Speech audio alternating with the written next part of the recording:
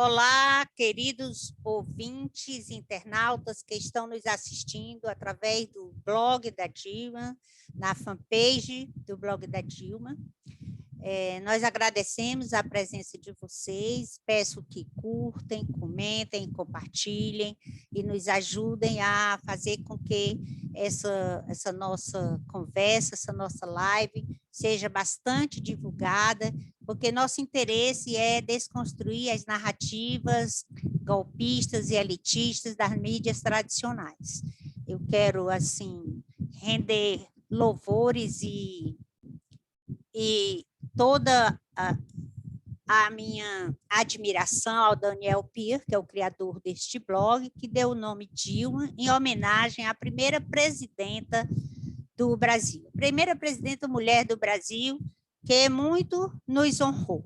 Infelizmente, foi vítima de um golpe, mas nós estamos agora lutando e conversando com várias pessoas com o objetivo de desconstruir essas narrativas equivocadas das mídias tradicionais. Hoje, nós estamos aqui reunidos com o doutor Emetério Neto e a doutora Gisele Parente, para tratarmos sobre o tema mandado de busca e apreensão coletivo. A doutora Gisele Parente, o doutor Emetério, conhecem bem essa matéria, e nós vamos aqui, por alguns minutos, de 40 a 50 minutos, tratar sobre esse tema tão instigante. Seja muito bem-vindo, é um prazer, doutor Emetério, ter o senhor aqui para conversar conosco.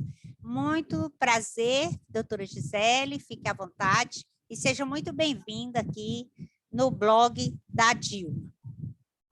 Eu queria também aproveitar a oportunidade para falar para os nossos internautas que estão nos prestigiando nesse momento, que nos ajude contribuindo com R$10, R$20, o valor que você puder, para que nós possamos investir e ter maior qualidade, para que vocês possam ter um blog e assistir um equipamento com uma boa imagem, um bom som, que a gente possa comprar equipamentos para oferecer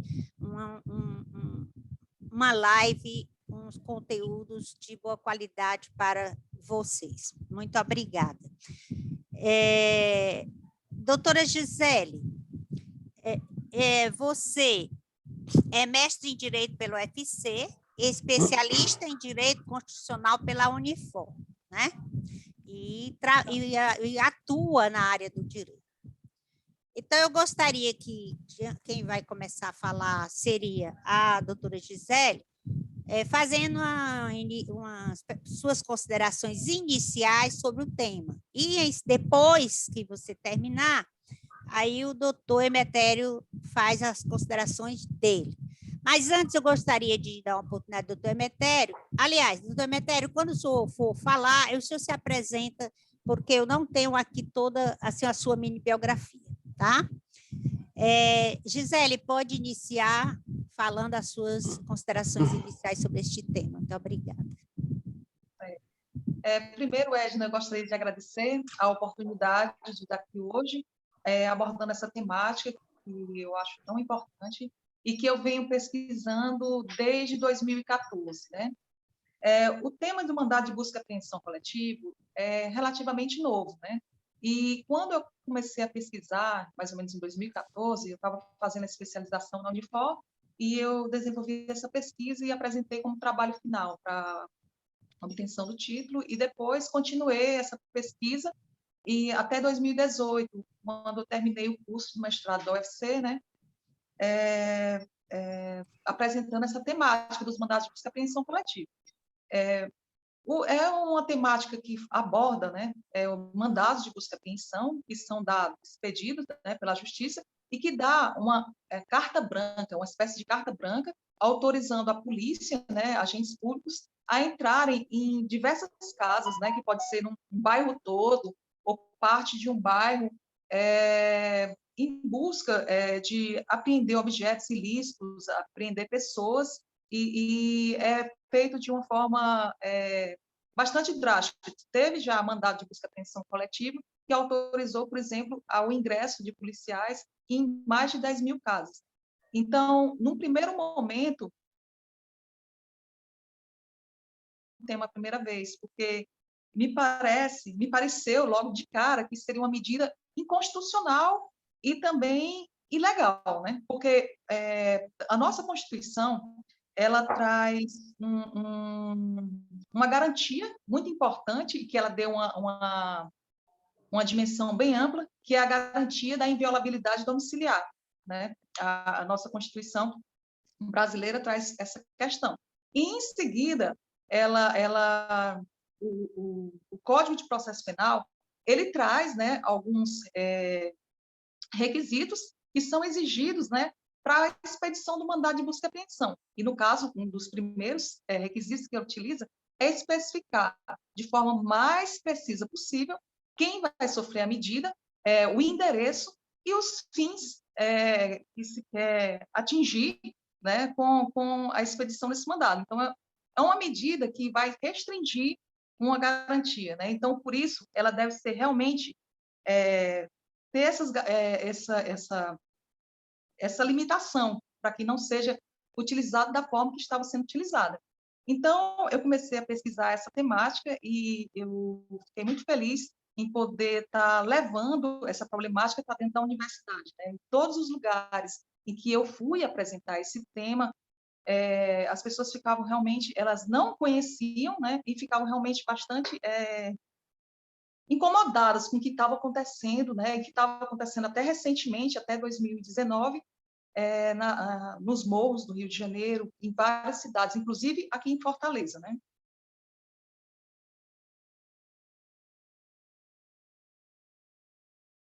Cadê a Edna?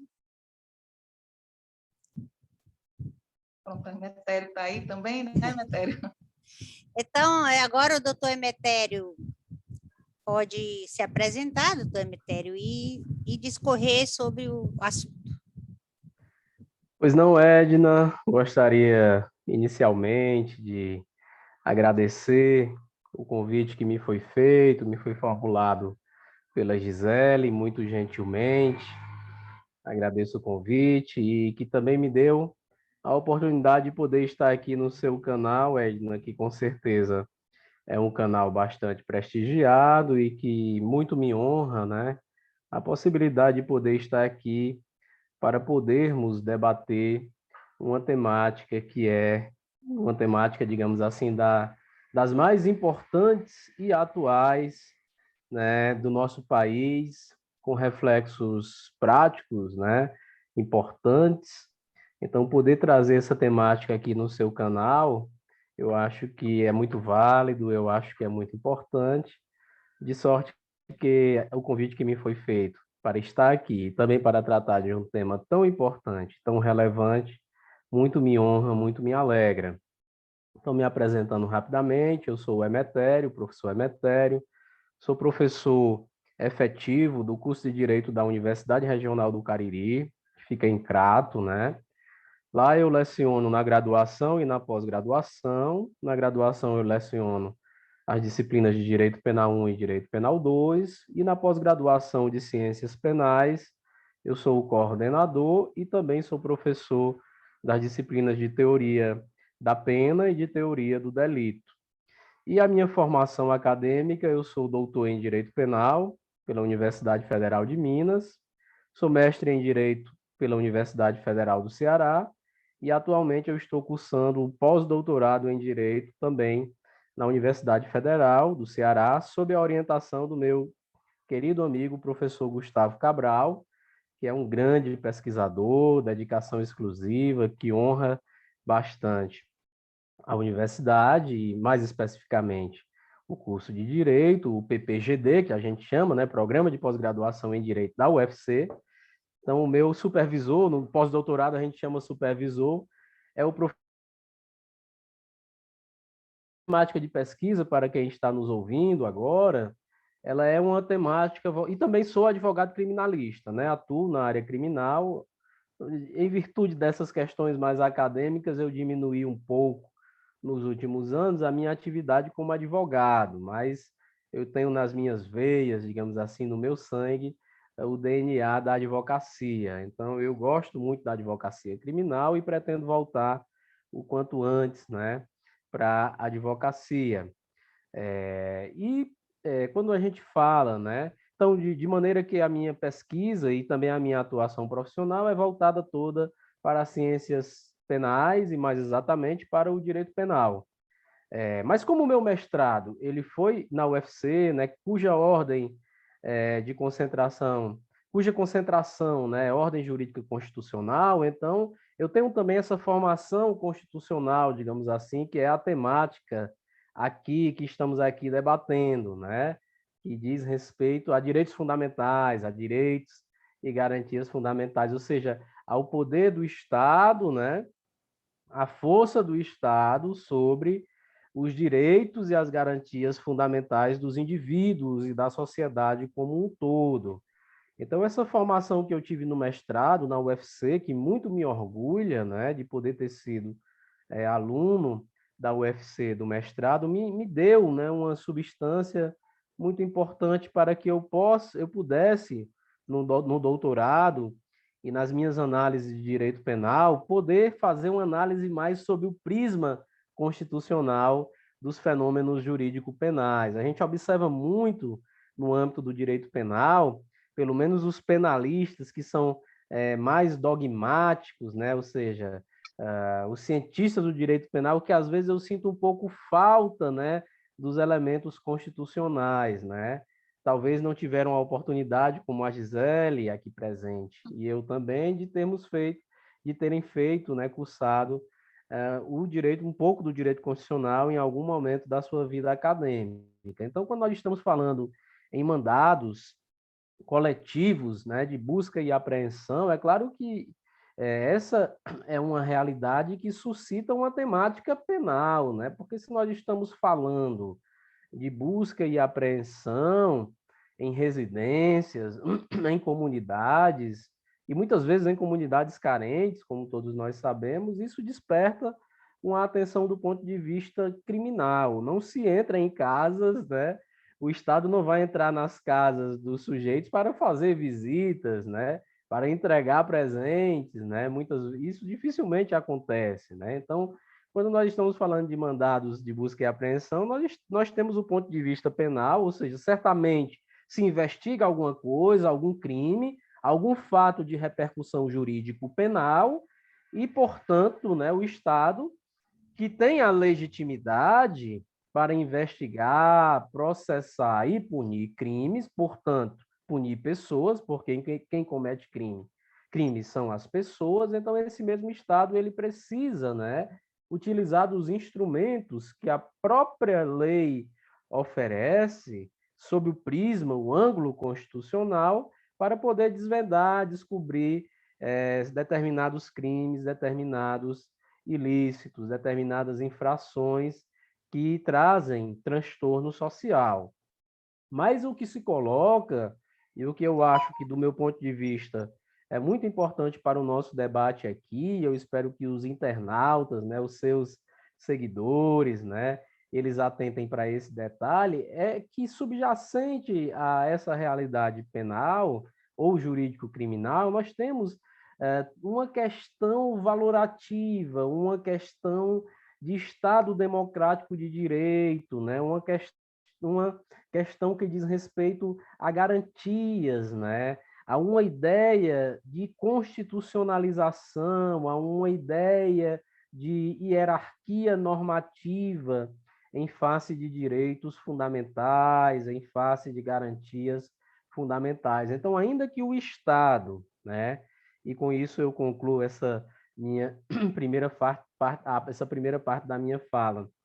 Ainda que o Estado ele tenha o poder-dever, vejam, não é só o poder, é também o dever, né, de investigar os crimes, porque se isso não acontecer, a sociedade vai ter uma proteção deficiente, né, como diz a doutrina alemã, o Estado ele precisa ter limites, né? E aí é onde entra a questão da proporcionalidade, né, dos atos estatais. E nesse sentido, né, nós precisamos entender que certos direitos entabulados na Constituição Federal, eles vão servir como barreiras, né, que não podem ser transpostas ou transpassadas pela potestade do Estado, quando esse mesmo Estado deseja investigar atos criminosos ou supostamente criminosos para dar uma resposta à sociedade que, sem sombra de dúvidas, já não aguenta mais tanta violência e uma criminalidade tão forte, né? Então, nesse sentido, e para concluir, e eu sei que outras temáticas existem e outras temáticas são suscitadas dentro desse contexto, nós sabemos que existe na sociedade brasileira toda uma problemática de ordem social, de ordem econômica, e que poderia ser explicada por várias teorias, né? Dentre elas a teoria marxista. Nós sabemos que os pobres, né, as prostitutas, os imigrantes, os negros, os favelados, né, os párias da sociedade, via de regra, são aqueles que sofrem as medidas invasivas do Estado. Isso aconteceu recentemente, naquela, salvo engano, no Rio de Janeiro, na Jacarezinho, se eu não estou enganado, a favela em que a força policial, digamos assim, executou a princípio, né, tudo indica que houve ruas a pretexto de se combater o crime, a pretexto de se condutas ilícitas. Então, essa é uma temática atual que suscita polêmicas, que tem ambiência doutrinária e também jurisprudencial, e nós sabemos que o próprio STF já tem decisões na linha da vedação desses mandados de busca coletivos, né? Porque realmente é um absurdo, mas eu gostaria de deixar essa parte para um outro momento, e com isso eu finalizo essa minha primeira intervenção. Exatamente. Muito obrigada, Gisele e doutor Demetério, pela a explanação, pelas essas considerações iniciais, foram excelentes. Eu até pensei aqui em duas perguntas para fazer, vou fazer aqui a Gisele, mas em seguida eu pretendo voltar a falar sobre essa ação, essa operação no Jacarezinho, né? Porque eu gostaria de saber, e aí vocês vão responder depois, né? Quais são? Eu gostaria, depois de ouvir tanto a opinião da doutora Gisele como do doutor Emetério, né? Quais os sentimentos de vocês sobre essa operação policial que resultou em 29 óbitos, né?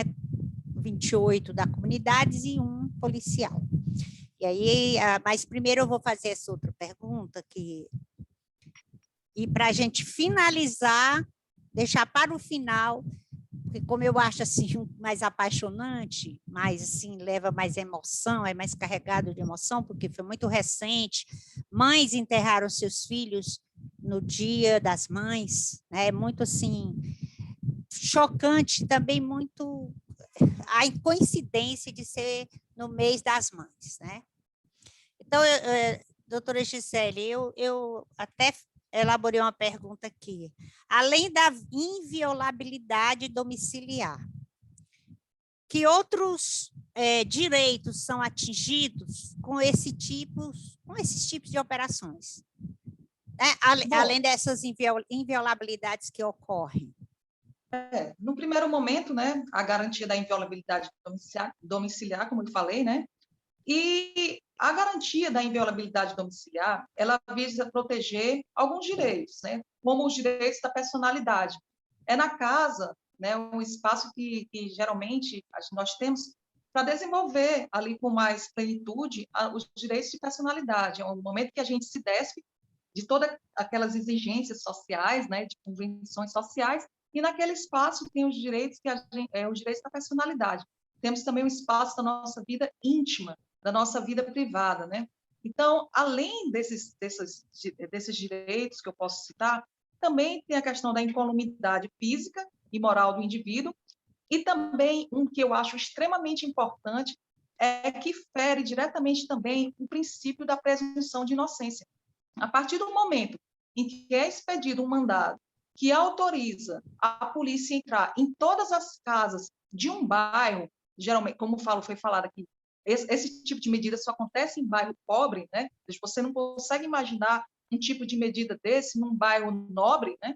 Então, a partir do momento que você expede um tipo de medida como essa, você está rompendo completamente com a noção de presunção de inocência. Ali você está partindo que naquela região todos são suspeitos, todos são culpados. E há também uma inversão da própria lógica processual, né? O correto seria o quê? Né? Seria você seguir uma lógica. Primeiro, faz uma investigação, você tem fundadas suspeitas de determinada realização de um delito, de um crime em determinada região, e, a partir disso, você solicita a medida restritiva de direitos. O que se acontece com esse tipo de medida?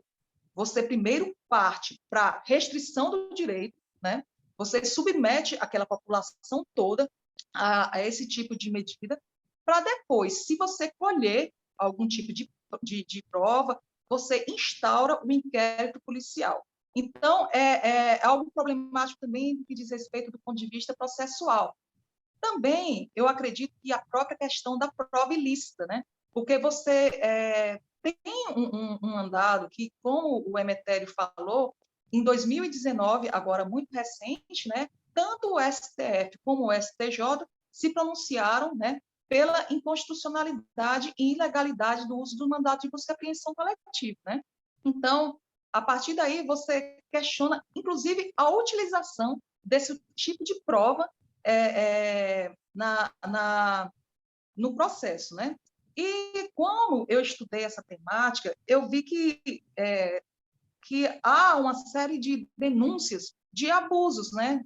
Policial, arbitrariedades, quando se vai fazer esse tipo de operação, né? E tem denúncia, principalmente no Rio de Janeiro, né?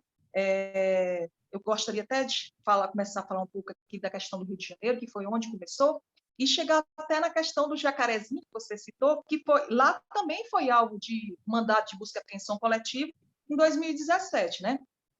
A primeira vez que se teve conhecimento do uso de mandado de busca e apreensão coletivo foi no Rio de Janeiro, em 2002, né?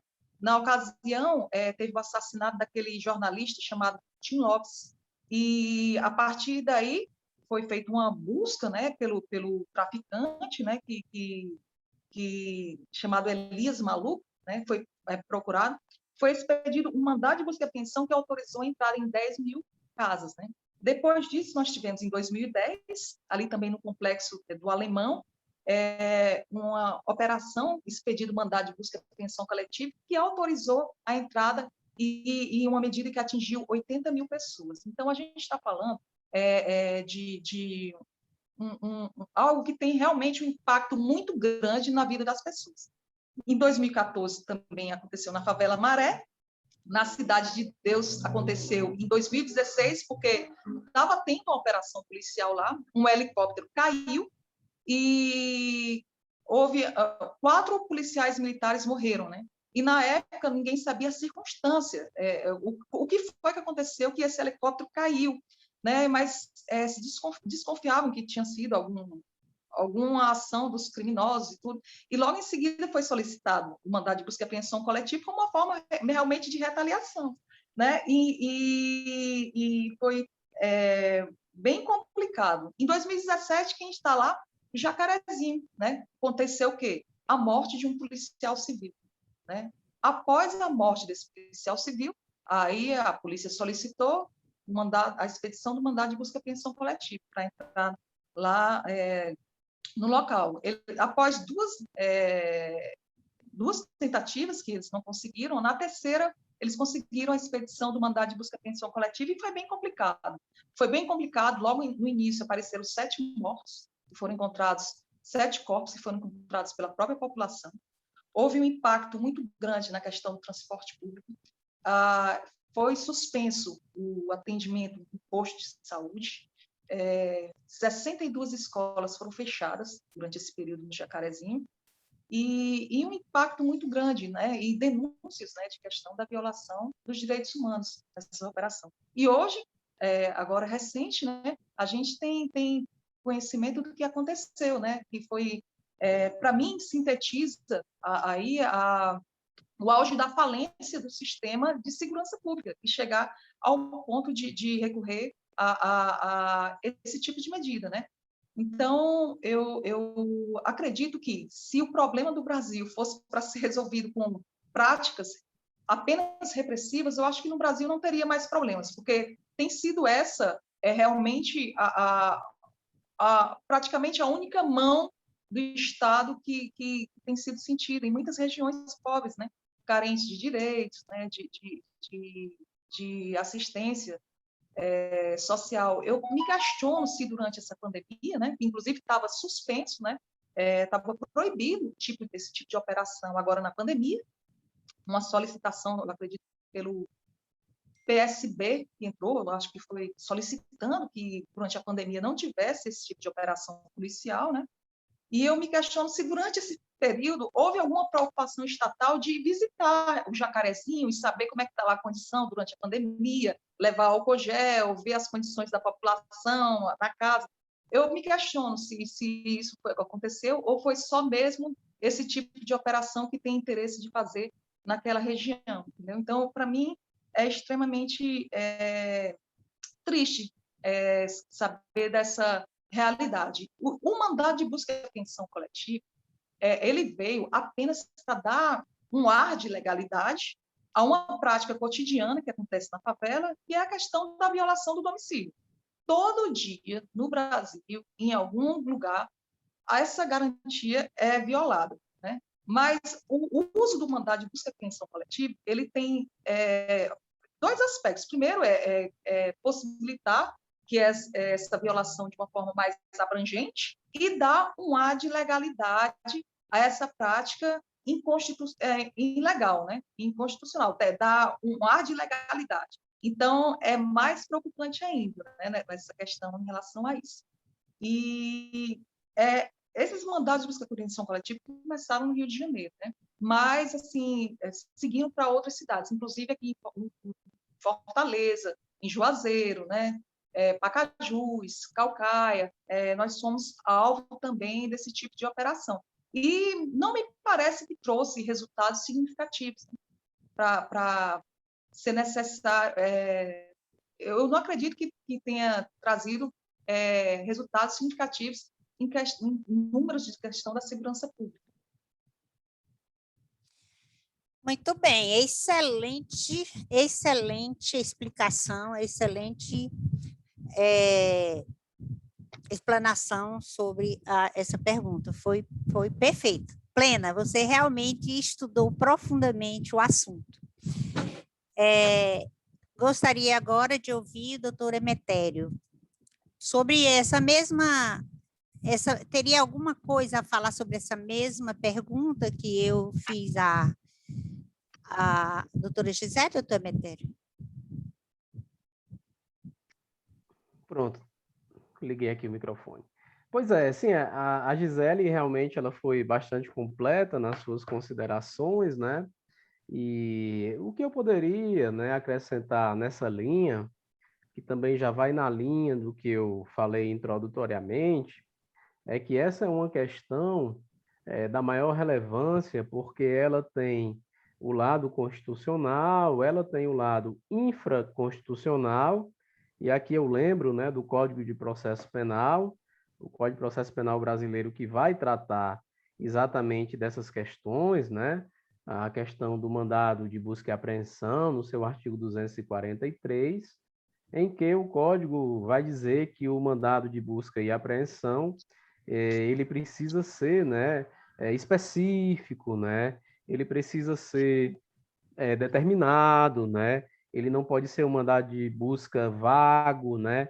Até porque se trata de uma medida bastante invasiva, né? E como tal, a garantia do sujeito, a garantia do cidadão é que haverá limites, né, diante da atuação do Estado. Então, nós temos a questão constitucional, como a própria Gisele falou, né, o direito à inviolabilidade domiciliar, né, e tudo aquilo que acarreta como questões de ordem individual, privada, direitos de personalidade, coisa do tipo, e temos também a questão infraconstitucional, que é o Código de Processo Penal, que vai estabelecer ou que vai traçar as diretrizes para a atuação do Estado nessas circunstâncias, né? Como eu falei inicialmente, e eu volto a repetir aqui, porque eu sei que isso é muito importante e que nós não podemos esquecer diante de um contexto, né, que nós vivemos atualmente, um contexto de violência, um contexto de criminalidade, um contexto de pandemia, um contexto também de pobreza ou de dificuldades de ordem econômica e de ordem social, nós precisamos entender que em meio a todas essas circunstâncias, o Estado ele se coloca, né, como um ente, né, que deve proporcionar aos indivíduos segurança. Se por um lado nós entendemos que o crime ele deve ser combatido, por outro lado, nós também precisamos entender que em combater o crime ou ao combater o crime, o Estado não pode cometer ilegalidades. Combater o crime, sim, agora dentro das regras do jogo, né? Respeitando o Estado de Direito, por consequência, respeitando os direitos individuais, os direitos também coletivos, e eu penso, né? E eu sou contra, então, se eu pudesse já trazer aqui para os ouvintes a minha opinião, eu já poderia me posicionar com muita tranquilidade, no sentido de que sou contra os mandados coletivos, né, ou genéricos de busca e apreensão. Eu entendo que fere a Constituição Federal, que fere os direitos fundamentais, mas, ao mesmo tempo, eu também não posso deixar de dizer que o Estado, muitas vezes, para combater o crime, ele encontra muitas dificuldades no seu caminho, né? E esse é o preço que se paga pela própria democracia, né? Talvez em um Estado autocrático, autoritário, haja uma maior eficiência do direito penal, mas nós não precisamos disso. Nós que vivemos em uma democracia, nós renunciamos através de um contrato, e esse contrato é a Constituição Federal, parcela da nossa liberdade, e na democracia nós pagamos um preço. E na maioria das vezes, Edna, esse preço que nós pagamos é a ineficiência do direito penal, ou seja, uma quantidade significativa de direitos e garantias fundamentais vai se antepor ao Estado para que o Estado ele não possa agir da forma como ele gostaria. E, nesse sentido, o Estado talvez fosse mais eficiente do ponto de vista de investigação, punição e persecução penal e punição, se os mandados coletivos eles existissem, eles fossem autorizados, se houvesse na própria lei uma autorização nesse sentido. Talvez fosse mais fácil descobrir os crimes, mas, por outro lado, nós teríamos inadmissíveis agressões aos direitos fundamentais. Então, nesse confronto entre uma eficiência ou um consequencialismo, ou um utilitarismo do direito penal e os princípios constitucionais, eu opto pelos princípios constitucionais. E na medida em que eu opto pelos princípios constitucionais, pelos valores, né, pelas normas constitucionais, regras, princípios e valores, então, nessa linha, eu não posso admitir no Estado Democrático de Direito o uso de mandados de busca e apreensão coletivos, o uso, inclusive, indiscriminado nesse sentido. Existe no Supremo Tribunal Federal, para finalizar, o inquérito das chamadas fake news, né? Eu acho que todos nós já ouvimos falar desse inquérito. Existe o inquérito das fake news, que foi um inquérito aberto de ofício, e existem muitas críticas em torno disso. E existe também um inquérito que investiga os atos antidemocráticos. Esse não, esse foi aberto por provocação do Procurador-Geral da República. Mas, em relação ao inquérito das fake news, houve em 2019 também uma decisão do ministro relator, o ministro Alexandre de Moraes, determinando buscas e apreensões genéricas, né, contra, aí já não eram pobres, já não eram favelados, mas contra determinados as pessoas que estavam sendo investigadas, alguns políticos, né, alguns donos de blogs, né, etc.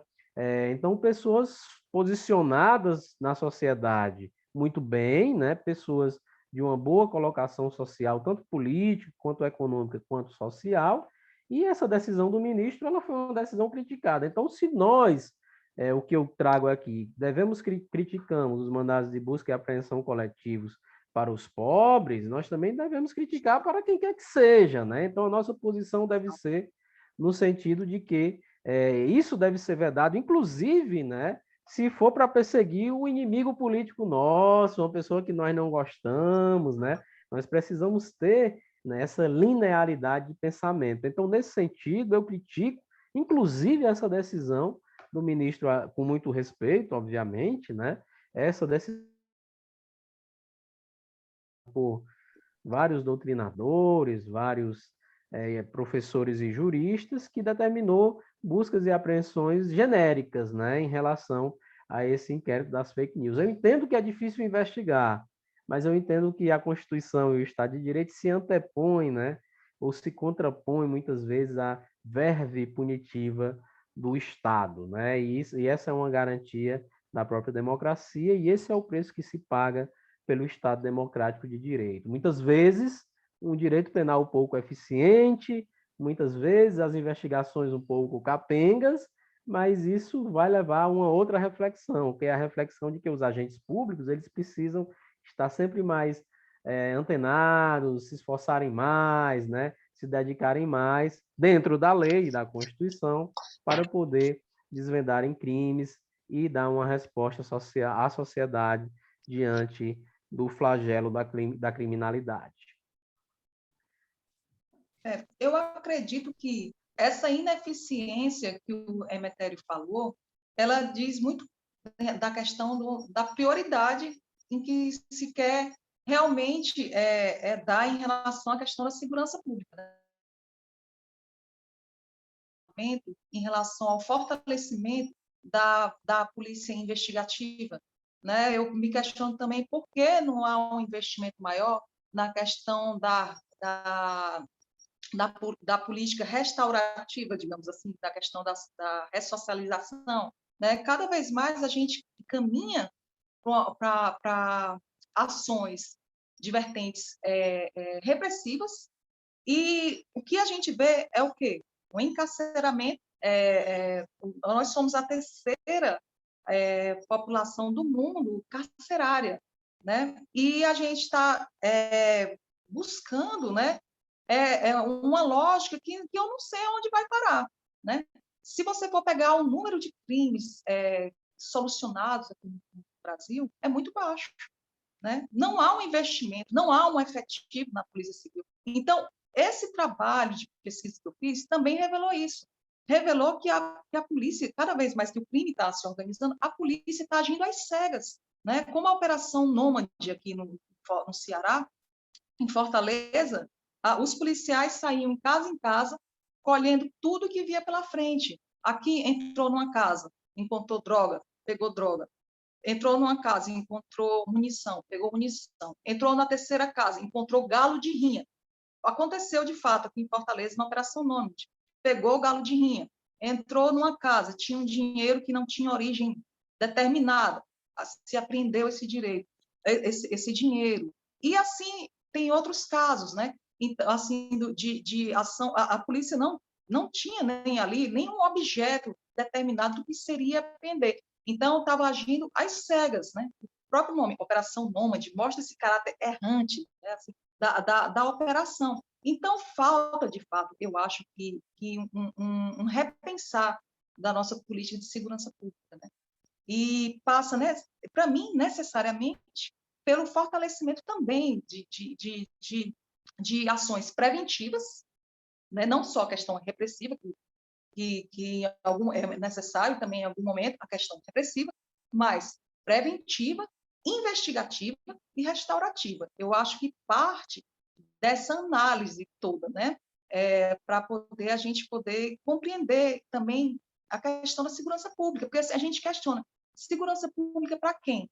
Quando você entra numa favela dessa, e passa dias e dias naquela favela, como aconteceu no Complexo de Alemão, na favela do Maré, para aquelas pessoas, a polícia estando naquele local não é sinônimo de segurança pública.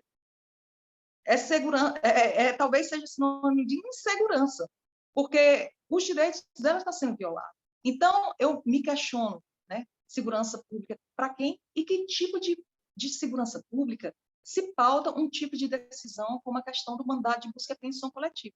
Eu acho que essas questões são interessantes para a gente refletir. Muito bem, Gisele.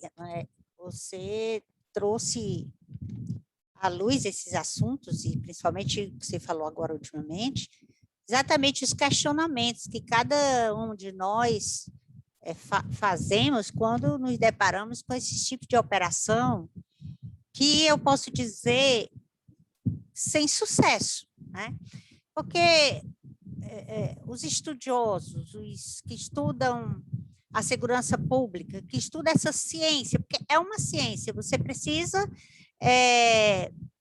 entender os fenômenos, as causas disso, e aplicar, pensar e aplicar uma política de segurança pública que obtenha resultado.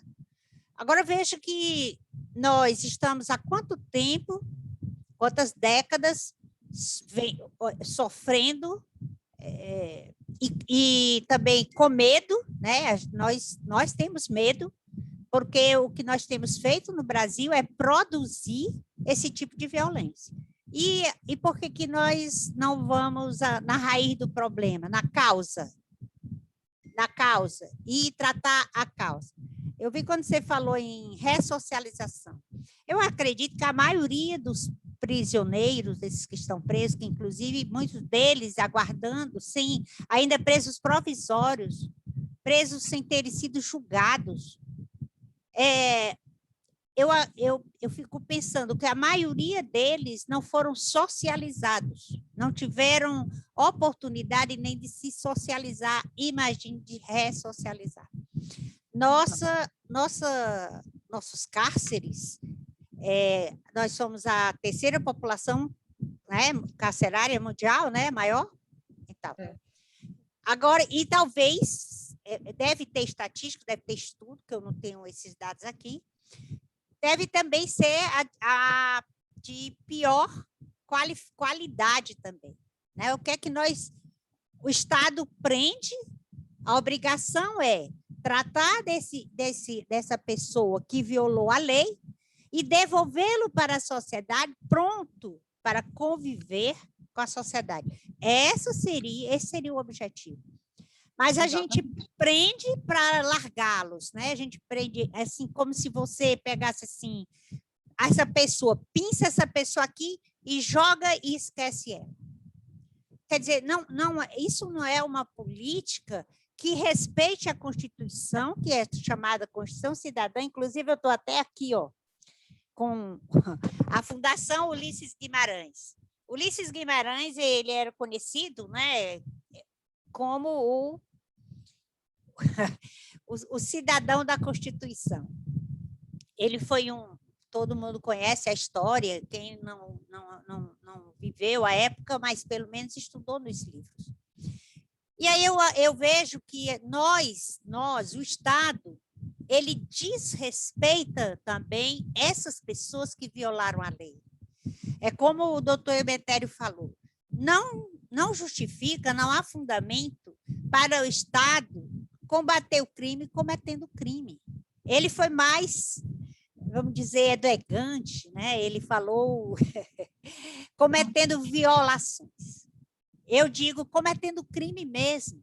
Aquela pessoa que foi presa, que foi tido a sua liberdade, né, tolhida pelo Estado, ela é desrespeitada desde a hora que ela é abordada.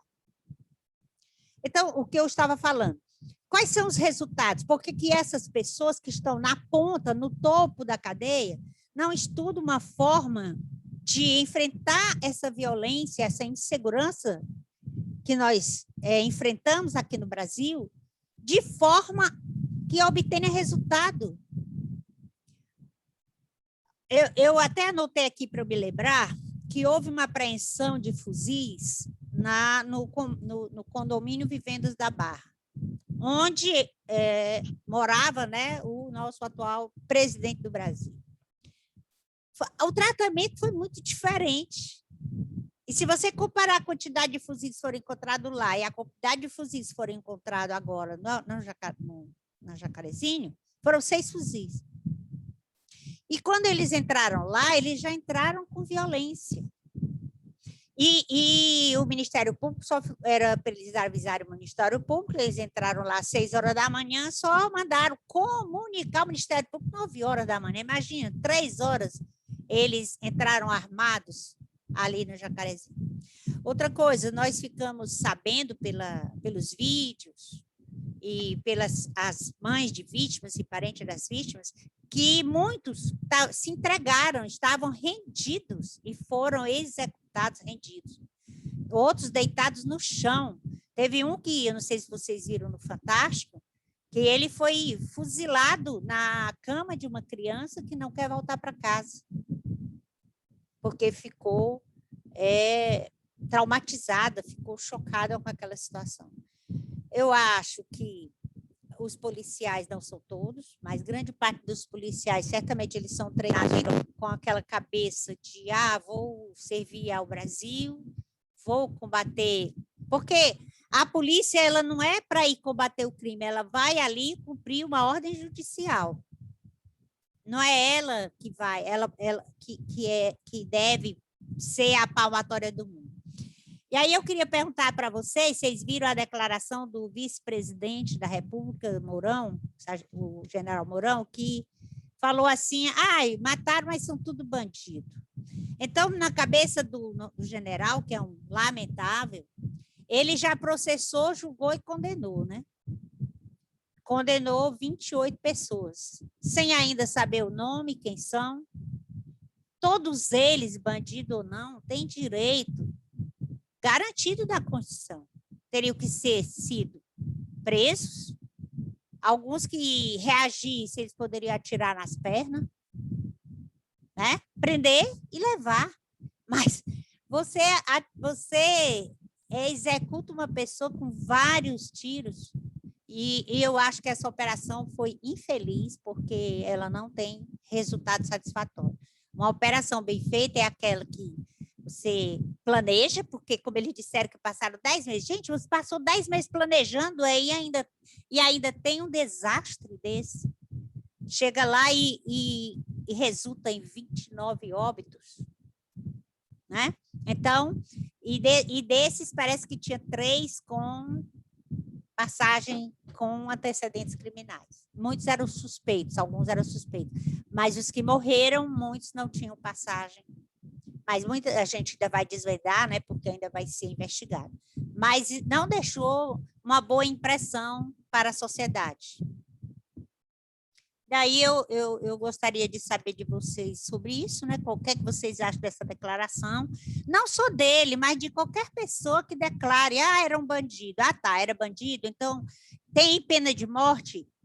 Tá. Mesmo que tivesse pena de morte, teria que passar por um processo, né, ser processado, ele teria que ter direito à defesa, né, porque nós estamos no Estado Democrático de Direito, ele tinha que passar pelo devido processo legal, e só aí, depois de sentenciado, era que ele iria ser para condenação à morte, se no caso houvesse pena de morte no Brasil. Não há pena de morte. Então, não acho que o policial ou qualquer autoridade possa, a não ser em legítima defesa, matar outra pessoa sob a alegativa de estar combatendo o crime. Pois eu gostaria que vocês me respondessem isso, o que vocês acham da declaração do vice-presidente, e também, gente, vocês também já falaram isso, né?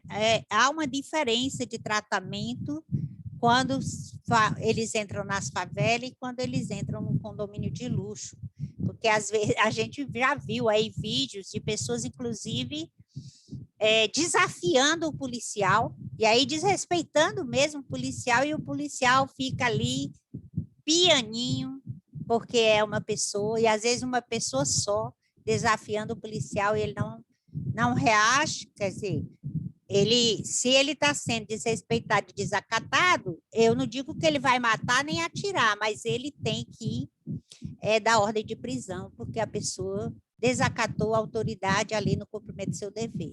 Então, há uma diferença muito grande. Quem gostaria de falar sobre? Eu penso que, em primeiro lugar, nós deveríamos, né, partir do pressuposto de que nós precisamos respeitar as forças policiais, né? Então, a gente não pode, né, jogar a polícia na vala comum, né? Como muitas vezes há uma tendência de assim agirmos, né? E dizemos que a polícia ela é sempre truculenta, que a polícia é sempre violadora de direitos e garantias fundamentais. Não, eu não parto desse pressuposto. Eu tenho vários amigos policiais, né, delegados, PMs, policiais civis, agentes, escrivães, e eu sei que a grande maioria é composta de pessoas de bem, de grandes profissionais que trazem a nossa segurança e que são muito importantes para a sociedade, para a manutenção da lei e da ordem. Então, esse é o primeiro ponto. Eu acho que nós precisamos separar o joio do trigo, né? Em todo lugar, né? Na advocacia, no Ministério Público, nas carreiras da docência, existem os bons e os maus profissionais. E no setor policial, né, existe uma tendência a que os maus profissionais eles perpetrem certas violências, até porque eles estão na linha de frente, eles utilizam armas, eles estão com as emoções afloradas, né?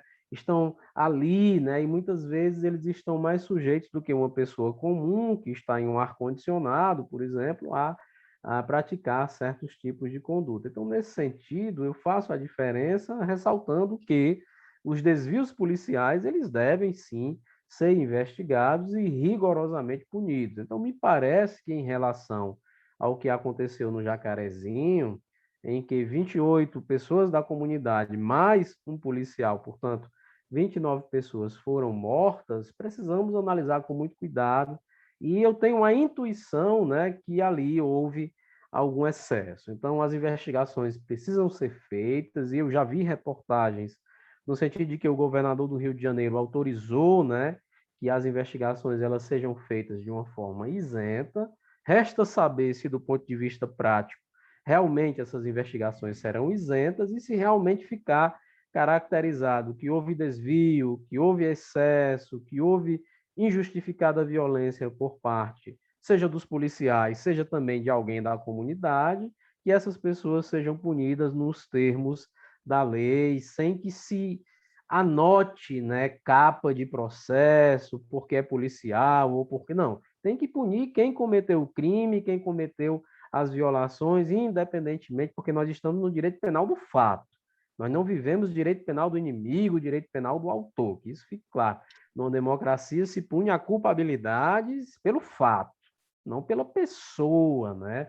Pela roupa, ou pela farda, ou pela toga que a pessoa veste. E em relação às declarações que, do meu ponto de vista, com todo o respeito, foram infelizes, né, do vice-presidente da República, eu acho que ele falou o que o senso comum pensa, né? O senso comum, ele tem essa impressão de que o imputado, o investigado é culpado. O senso comum, ele não consegue fazer a distinção, né, entre uma investigação, entre uma operação policial e um crime realmente, né? Então se imagina que isso também é um pouco do efeito, né, uma manifestação desse efeito discriminatório que reina na sociedade brasileira, no sentido de que, né, quem mora na favela, por consequência, é necessariamente um criminoso, que é um grande absurdo, né? Um grande absurdo. Então, a polícia ou os órgãos de investigação podem chegar em uma favela atirando, porque em quem eles atirarem, eles estarão atirando em criminosos. Agora, resta saber que criminosos, né? Criminosos de quê? O que foi que essas pessoas fizeram? Quais são os crimes que o vice-presidente da República entende, né, como sendo crimes reprováveis? Porque me parece que o vice-presidente da República nunca deu uma declaração em relação às rachadinhas do Flávio Bolsonaro, por exemplo, que também se for confirmado, é um crime repugnante, né? Porque envolve desvios de recursos públicos. Então, eu penso que a sociedade, e isso se reflete em posições das autoridades, inclusive do nosso vice-presidente, ela tem uma certa tolerância para determinados tipos de crime, meio que me parece que a sociedade, ou determinados tipos de pessoas que cometem esses crimes, me parece que a sociedade ela não tolera o tráfico, desde que cometido por favelados, né? A sociedade ela não tolera o assalto, ela não tolera o latrocínio, não sei, ela não tolera o homicídio, desde que cometido por favelados, mas ela vai tolerar o assalto, né, vamos dizer assim, entre aspas, cometido pelos políticos, né, que é a corrupção, os, os crimes, os chamados crimes white collars, né, crimes, né, que é os crimes do colarinho branco. Me parece que a sociedade para esse tipo de crime, ela tem uma certa tolerância, e etc., e etc., os crimes econômicos e empresariais. Então, eu penso que essa foi uma declaração infeliz, desastrosa, né, com todo o respeito que nós podemos ter a um vice-presidente da República, pelo o grau hierárquico que ele ocupa em termos políticos, ele merece o nosso respeito, mas, por outro lado, o seu ato específico, as suas declarações foram infelizes. Eu confesso que eu não assisti e não li todo. De repente, pode até ter sido tirado de contexto. Eu tenho a mesma informação que eu acho que a maioria dos brasileiros que ouviram, que leram alguma coisa, tem no sentido de que ele falou isso. De repente, pode ter sido tirado de contexto, não sei. Mas, a princípio, dizer isso é você colocar em uma vala comum pessoas que são presumivelmente inocentes, né, como ficou constatado, né? Ou seja, nem todos que foram mortos eles têm sequer antecedentes criminais, né? E não houve nenhuma investigação para dizer que os mortos estavam cometendo crimes ou que um dia cometeram crimes, todos eles. Então, não é papel de uma autoridade pública falar isso de uma maneira tão assodada, né? E tão apressada. Então, eu penso que, nesse sentido, essa declaração merece, né, os devidos reparos e nós, como sociedade, não podemos admitir esse tipo de comportamento que viola direito constitucional, que é a presunção de inocência que nós devemos, né, valorizar, porque essa presunção de inocência ela serve para o favelado, ela serve para o Flávio Bolsonaro e ela serve para o Lula. Ela serve para todos nós, né?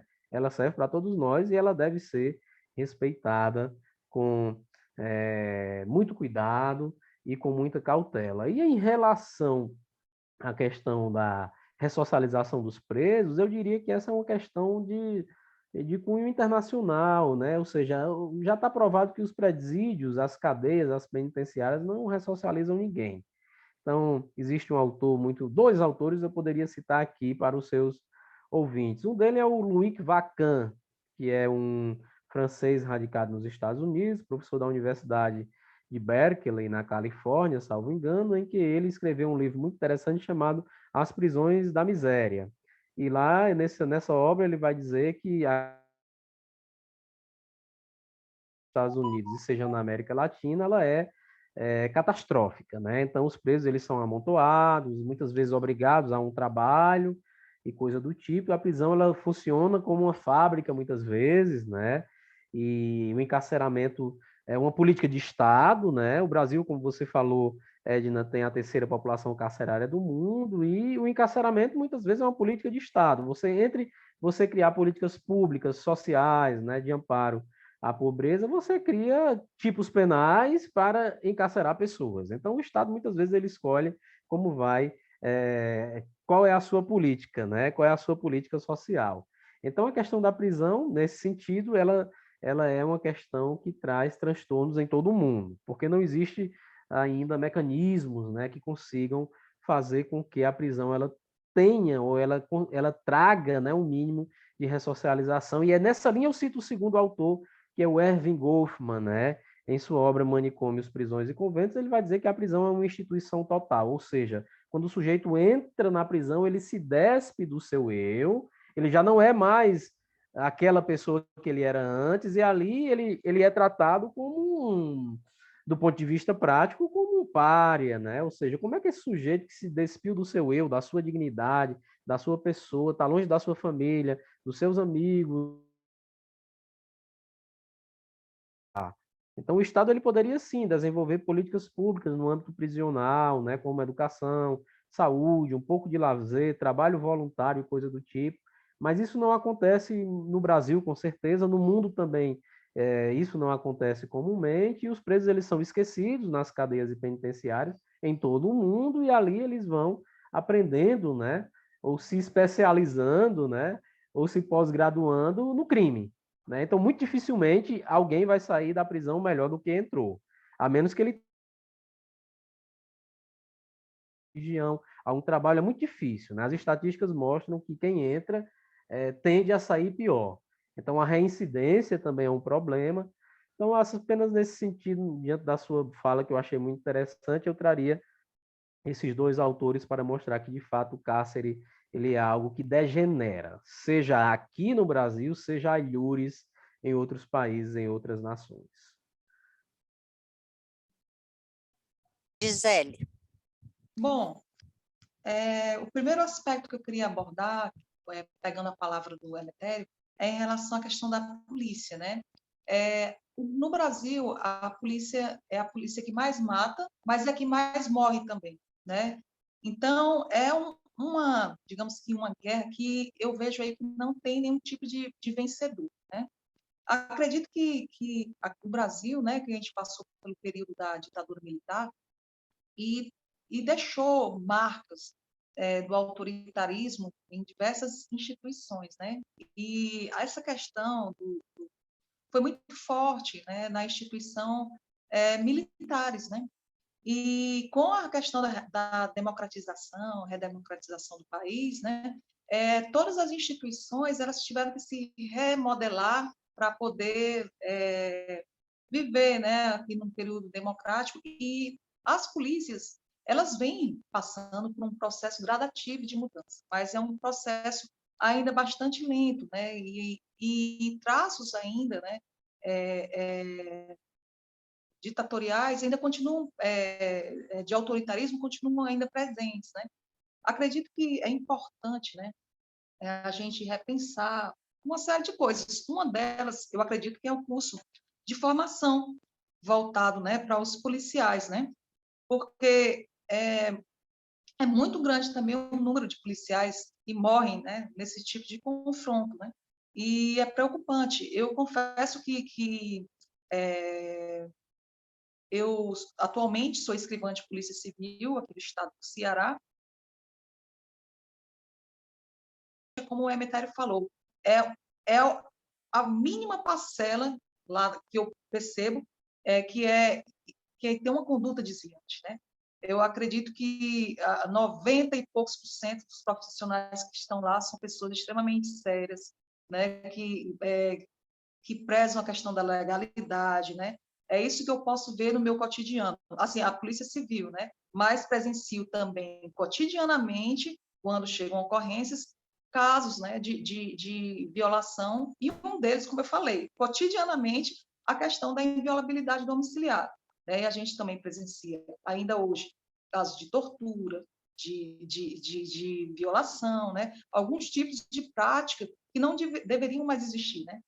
E, como eu falei mais uma vez, a questão do curso de formação que eu passei, eu faço muitas críticas, né? Porque são várias horas que estão ali que poderiam ser utilizadas de forma mais eficiente. Mas o professor que eu tive, por exemplo, de Direitos Humanos, chegou no primeiro dia dizendo: olha, eu estou dando aula de Direitos Humanos, mas eu não curto essa ideia de Direitos Humanos. Então, é o seguinte, é um curso que poderia ser melhor administrado.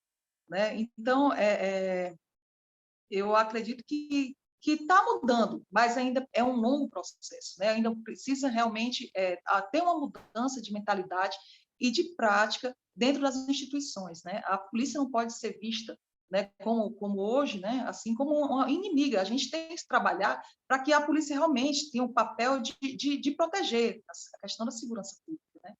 Então, é preciso realmente se trabalhar nesse sentido. Ainda tem muita coisa que tem que ser feita, né?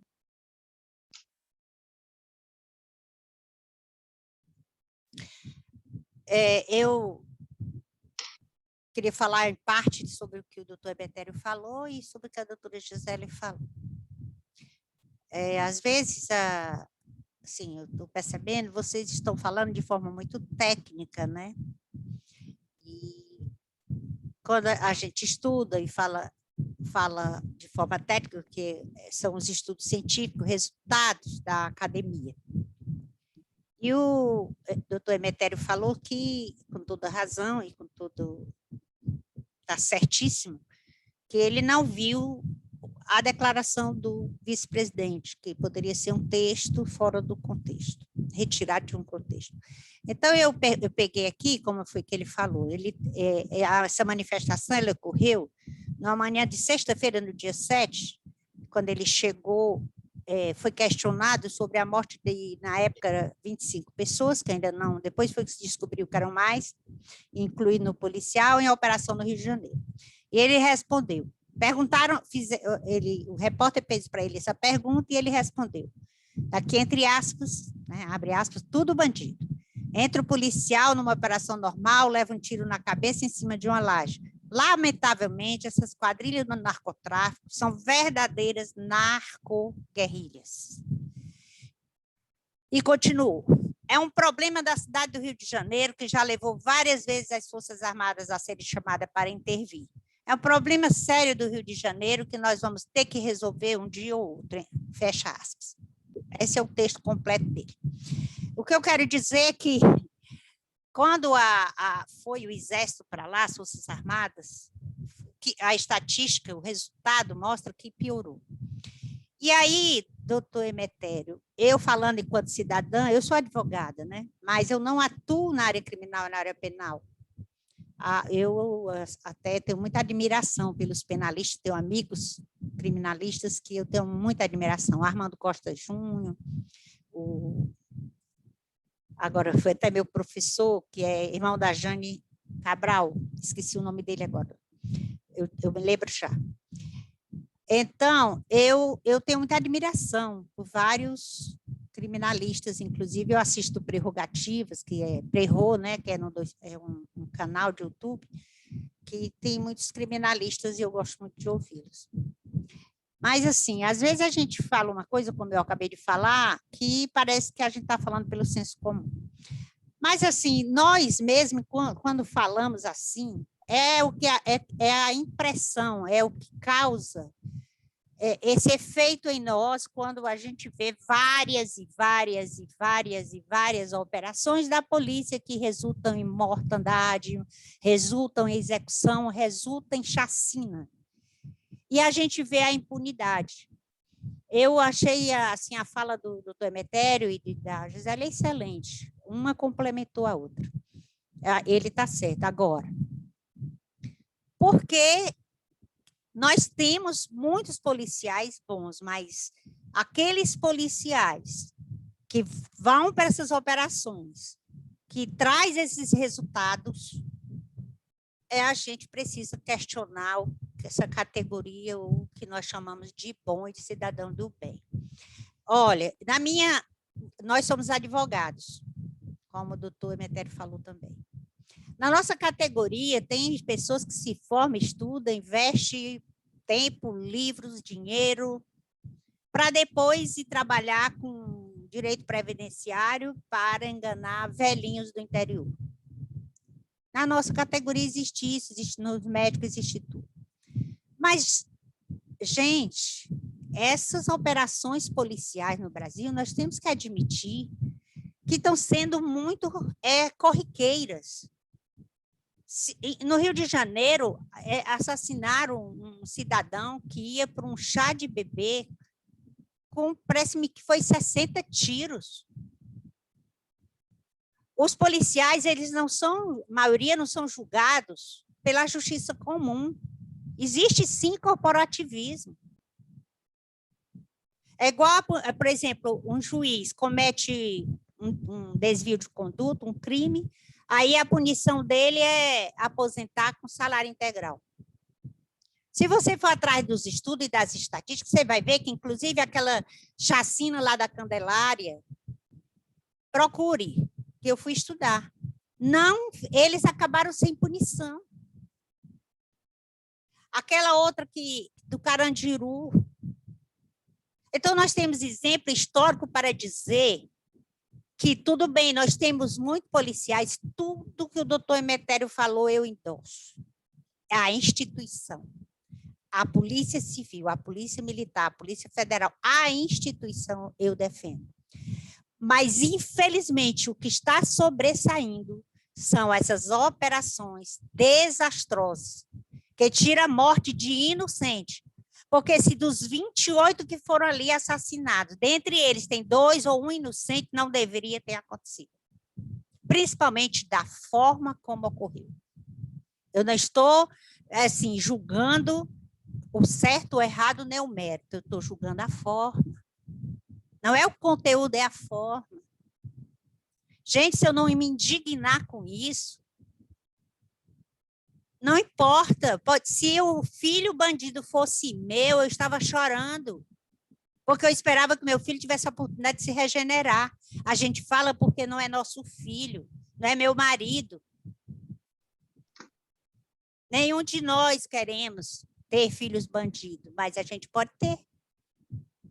Existe também na alta sociedade, como aquele filho daquela desembargadora que foi pego com cocaína, com drogas, com grande quantidade de droga, e o que é que fizeram? Colocaram ele para se tratar, porque disse que ele tinha problema psiquiátrico. Mas quando é que a pessoa vê, será que o filho do pobre tem que estar se drogando por problemas psiquiátricos? Outra coisa, eu acho que quem está tratando, a forma que nós estamos tratando da droga, precisa a gente repensar. Eu sou a favor da descriminalização da droga, e evidentemente que existe uma diferença, né, entre a descriminalização e, vamos dizer, e a não punibilidade, é uma coisa que precisa estudar, uma forma de fazer. Mas aí, se for um estudo bem feito, e se fizer alguma coisa, vai acabar. Como antes não era proibido a bebida alcoólica, e o que era que acontecia? Né? Quando a bebida alcoólica era proibida. A droga, proibida ou não, quem quer se drogar, vai se drogar. O filho do rico sai lá do asfalto, das suas mansões, buscar droga lá no morro. Se droga nas melhores lugares da sociedade. Então, na minha opinião, tem que mudar a forma de enfrentamento às drogas, porque o motivo para eles invadirem a Jacarezinho foi porque existia suspeitos que estavam aliciando crianças e adolescentes para o tráfico de drogas. Mas nós sabemos que o maior traficante não está no asfalto. Foi encontrado droga no avião presidencial. E aí eu não quero acusar, mas eu me questiono. Será que é só aquele rapaz, aquele militar que está preso na Espanha, que era dono da droga? Ou ele é um laranja que ganhou muito dinheiro e tem a família protegida para quando sair da prisão toda a família está rica, e o verdadeiro dono ou sócio da cocaína está impune e vai continuar impune? Aquele helicóptero que foi encontrado na fazenda lá em Minas Gerais, que estava envolvido os amigos do Aécio Neves. Nunca foi encontrado o dono, nunca foi punido. Então, não há punição, o processo não progride, mas para o jovem progride, para o jovem pobre, preto, pobre, favelado, porque vai o policial, uma banda podre, não estou dizendo todos, aquela parte que foi lá, ele tem todo o meu repúdio. Vai lá e processa, julga e mata. Desculpa, porque eu estou falando indignada, porque foi muito recente, eu me lembrei dos outros casos que ficaram impunes. E os policiais, esse tipo policial, não todos os policiais, tá, gente? É parte dos policiais que cometem desvio e arbitrariedades e abuso. eles dificilmente são punidos, eles sabem disso, e eu acredito que fazem porque apostam que não serão punidos. E nós estamos já nos aproximando para o final, esse assunto é muito interessante, eu gostei demais de vocês dois. O doutor, realmente, viu, doutora Gisele, obrigada por ter apresentado o doutor Emetério, ele é um estudioso, quando ele se manifesta, eu fico aqui me alimentando como quem tivesse, ó, certo? Aprendendo com o doutor Emetério. Gostei muito da apresentação e a sua. Vocês dois são muito técnicos, muito preparados. Aí eu queria perguntar, eu queria que fosse frisado bem qual é a justificativa, né? Qual o fundamento que os magistrados utilizam, isso pelo que vocês estudaram, que todos dois estudaram sobre isso, né? Como o doutor Emetério é professor de penal. Qual a justificativa que os magistrados encontram ou utilizam para fundamentar esses tipos de mandatos coletivos? Gostaria de ouvir de vocês. Bom, eu tive acesso, né, a algumas decisões judiciais que, em relação aos mandatos de busca e apreensão coletiva, né? No início foi meio difícil, né, porque a maioria desses processos corriam em segredo de justiça, mas depois eu consegui ter acesso a algumas decisões, né? E como começou no Rio de Janeiro, né, os principais argumentos em relação ao Rio de Janeiro é a questão, primeiro, geográfica, as casas, né, muito perto uma das outras, muito sem registro e de difícil acesso para a polícia, a questão de individualizar a questão da casa, né? Segundo, são regiões que predomina a questão das facções criminosas e que parte da população daquele local, né, eles argumentavam isso para solicitar a medida, certo? Depois eu vou para o que o magistrado respondeu. Então, eles alegavam que parte da população estava sob domínio daquela facção criminosa e que, de certa forma, ali reinava a lei do silêncio. E que, muitas vezes, é uma realidade que a polícia vai procurar em determinada casa, recebe uma denúncia que naquela casa tem droga, tem aquela coisa, mas eles escondem na casa do vizinho, escondem em outro canto. Então, relataram essa dificuldade, realmente, em relação à questão de realizar a operação. Então, por isso, eles solicitavam o mandado de busca e apreensão coletivo para tentar facilitar o trabalho da polícia. Né? Por sua vez, né, pelo menos aqui na Operação Nômade, Fortaleza, eu tive acesso, e a primeira justificativa, né, eles sempre utilizam essa frase: tempos excepcionais exigem medidas excepcionais. Então, é um caso, né, a população almeja pela segurança pública, né? Então, está todo mundo cansado da questão da violência, então, um dos argumentos é o direito à segurança pública, né? E como eu falei, questionando, né, segurança pública para quem, né? E que tipo de modelo de segurança pública se utiliza para se defender uma medida como essa, né? A segunda é a questão da supremacia do interesse público, né? Diz que o interesse público, né, da segurança pública, da ordem pública, ela se sobrepõe ao direito individual de cada um de ter sua inviolabilidade domiciliar, tudo. Mas a concepção que hoje nós temos que ter da supremacia do interesse público, ele não pode desconsiderar desconsiderar também a questão dos direitos fundamentais. E outra coisa, não é um direito apenas individual que está sendo ferido com o uso do mandado de busca e apreensão coletiva, como o próprio nome está dizendo, é coletivo, é a coletividade, né? Uma parcela grande da população que está ali sofrendo esse tipo de medida, né? Que, ao meu ver, é uma medida que deve ser repelida, né? Porque são regiões que você acaba afastando o regramento jurídico, né? E isso não deveria acontecer, né? Como você mudar o ordenamento jurídico quando você muda de bairro, né? Você falou da apreensão de arma num bairro nobre, a ação foi uma, quando vai para a favela, o ordenamento jurídico devia ser o mesmo para toda a localidade, né? Mas o que a gente vê não é isso. Então, basicamente, são esse tipo de argumento para justificar. A gente realmente sabe da dificuldade da polícia tem, né, de fazer, mas eu acredito que o caminho realmente é fortalecer mesmo a questão da investigação, estruturar melhor a questão que possibilite, né, a polícia ter um trabalho mais qualificado, né, que não precise de uma medida tão drástica como essa, né, e que viola tantos direitos. Excelente. Doutor Emetério.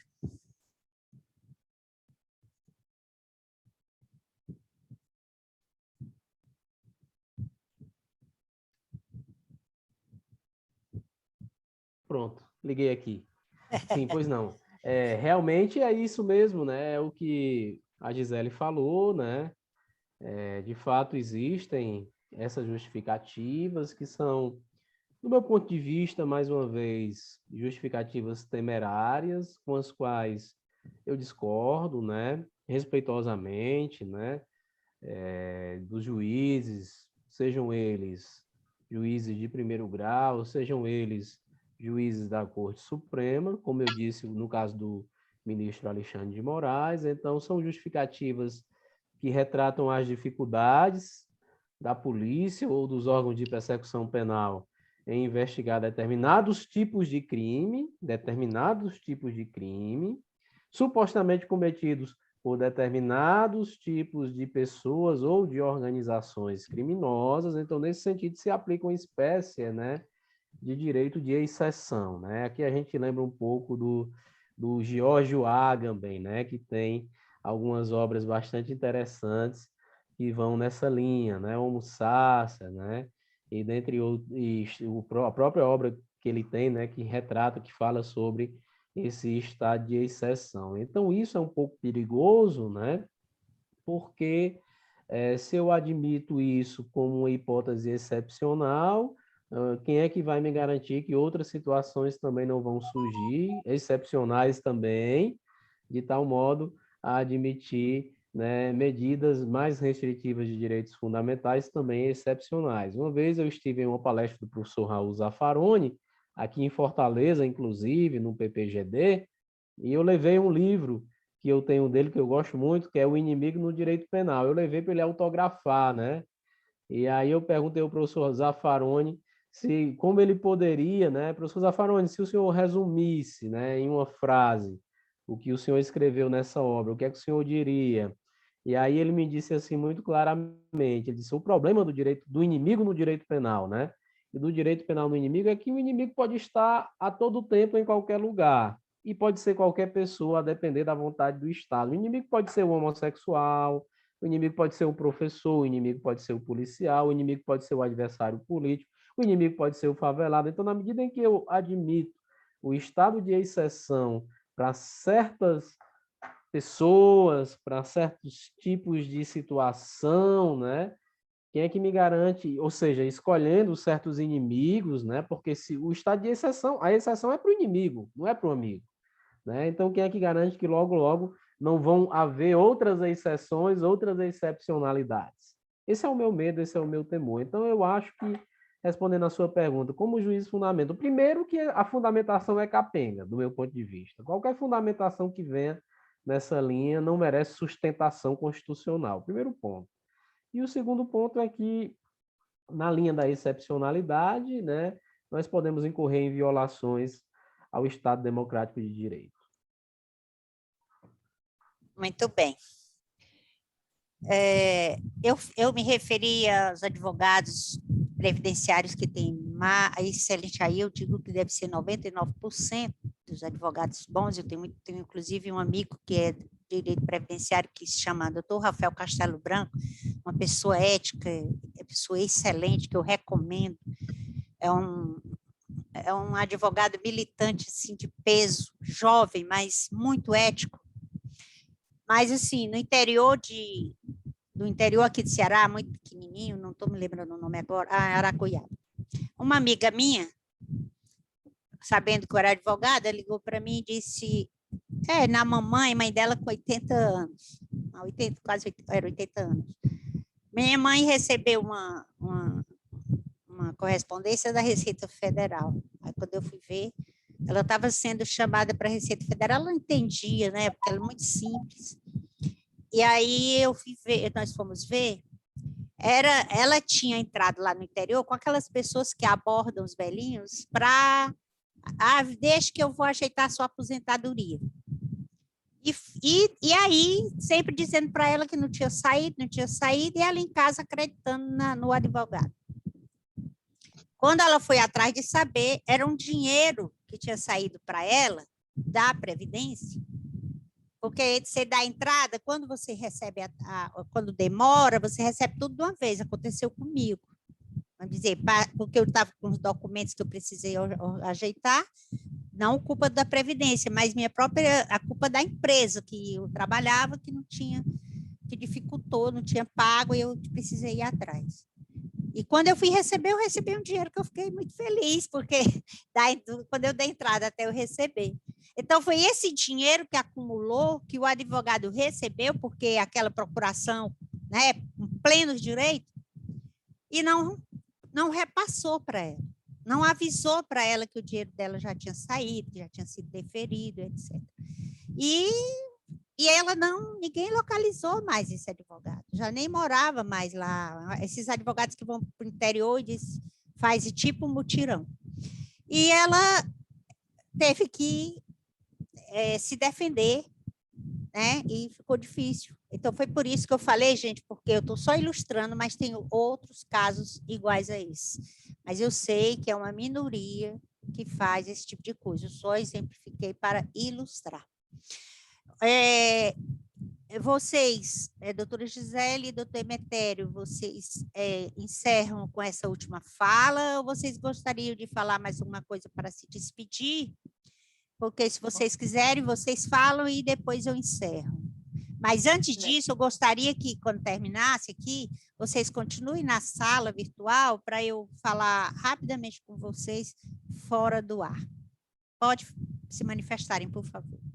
Bom, eu gostaria mais uma vez de agradecer o convite, Edna, de estar aqui podendo falar um pouco desse tema de pesquisa dos mandados de busca e apreensão coletivo. Eu acho que é sempre muito importante estar trazendo temáticas como essa, né?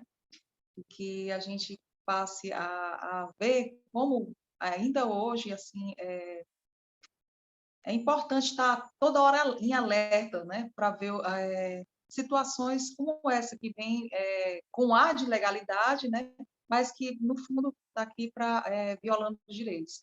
Agradecer também ao Emetério por ter aceitado o convite, estar aqui hoje. Ele estava com a agenda bem lotada, gente, e ele tentou realmente, fez um esforço grande, né, para estar aqui com a gente hoje. Agradeço demais ele ter aceitado esse convite e ter vindo aqui para dar a sua contribuição, né.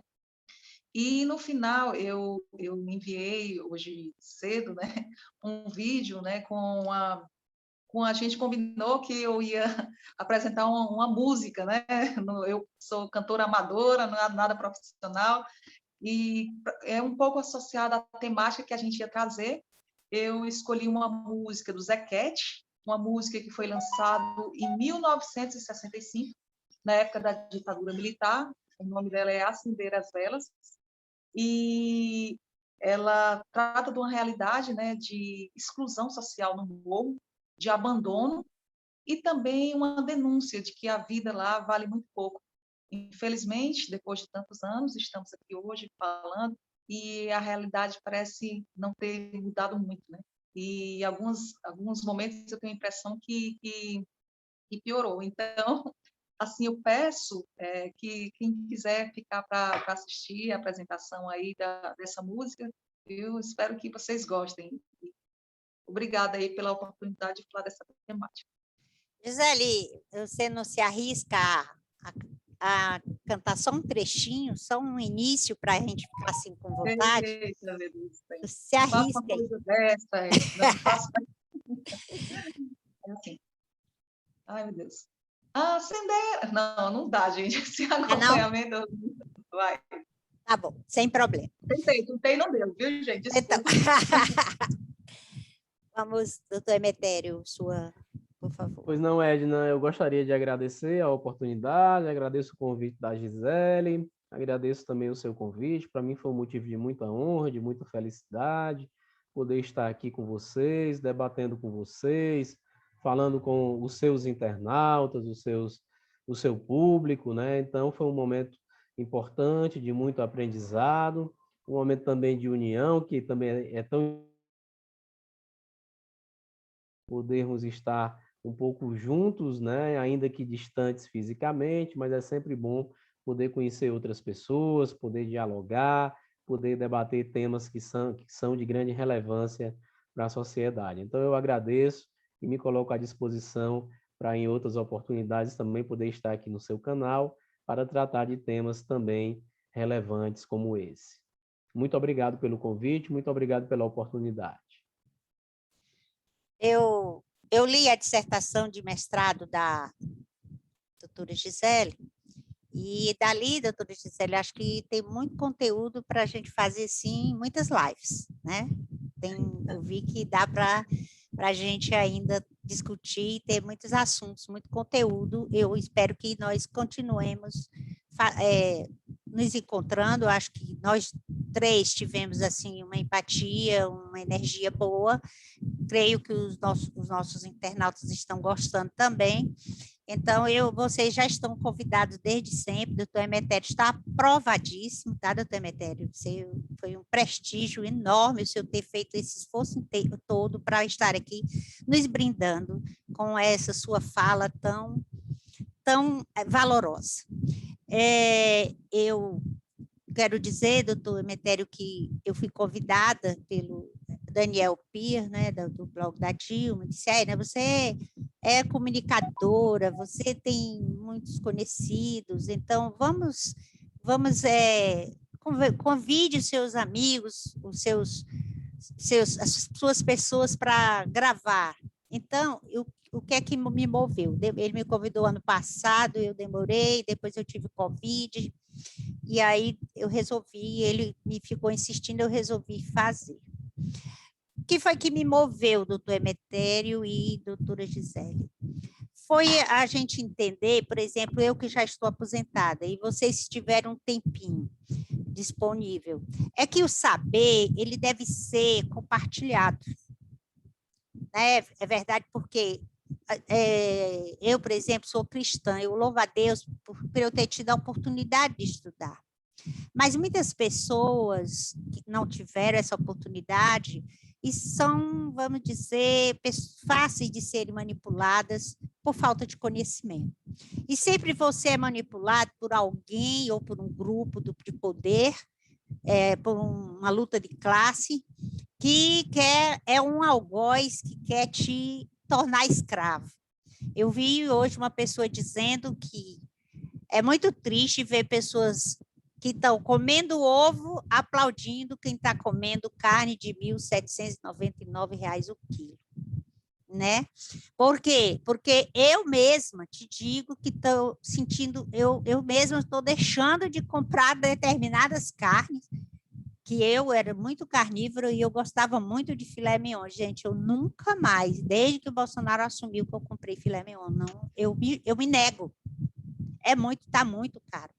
Você está comprando a carne média, que é o chão de dentro, o patinho, pelo preço do filé antes. Aliás, mais caro do que era antes. Então, está muito difícil. E hoje, e como eu estava dizendo, eu resolvi aceitar para que a gente possa compartilhar um pouco do que a gente aprendeu com essas pessoas e até mesmo com quem também tem o mesmo nível que a gente, mas que a gente troca conhecimento, né? Isso é uma troca. Então, eu acho que o saber, ele não é para ficar com a gente, ele é para ser compartilhado. Que bom que o doutor Emetério pensa assim, porque senão ele não teria aceitado o convite, e a Gisele também, né, Gisele? E eu, para finalizar, eu gostaria de falar que muita gente fala que bandido bom é o bandido morto. E eu digo que bandido bom é aquele que a gente regenera, aquele que o Estado dá oportunidade, que se ele não foi socializado, que socialize e depois ressocialize, que ele consiga estudar, trabalhar, receber, poderia ser na cadeia, né, estudos profissionalizantes, e conseguisse sair desse ciclo, que é mesmo aqueles que entram e que saem, voltam novamente para os cárceres. Então, é essa a minha fala última. Principalmente, eu sou, sabe, doutor Emetério e doutora Gisele, uma pessoa apaixonada pelos direitos humanos, né? Pelos direitos humanos. Eu acho que a gente tem que primar por isso. Primar por isso. Por quê? Eu não sei se o doutor Emetério é cristão, se a doutora Gisele é cristã, e se os nossos internautas estão nos ouvindo, são. Eu sou cristã, e eu adoto para a minha vida aquela máxima de Jesus Cristo, que ele disse que veio na cruz morrer por aqueles que cometeram pecados, para que eles tivessem a oportunidade de serem salvos e perdoados. E em um certo momento ele diz, eu não vim para os que estão sadios, eu vim para os doentes, se referindo à doença do espírito, da alma. Então, foi essa a mensagem que Jesus trouxe para nós, para a gente ter misericórdia dessas pessoas que desencadeiam ou são desvirtuadas para o crime. E aí merece um estudo bem aprofundado sobre isso. Então, eu sou esse tipo de pessoa.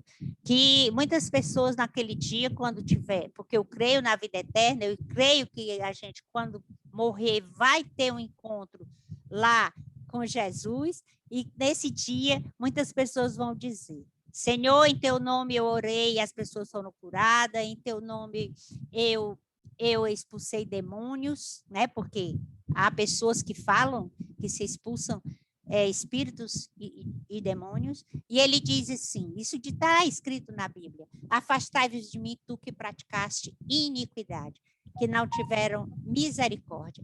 Então, muitos que estão aí usando o nome de Deus para angariar simpatia, e no final diz que bandido bom é bandido morto, bandido bom, eu oro pelos bandidos para que Deus os liberte, para que eles encontrem o caminho da verdade e que a gente possa ter uma sociedade mais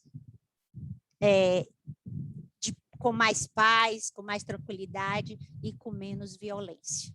Muito obrigada a todos que estão nos ouvindo. Mais uma vez, obrigada, meus queridos doutor Emetério e minha querida doutora Gisele e os queridos ouvintes.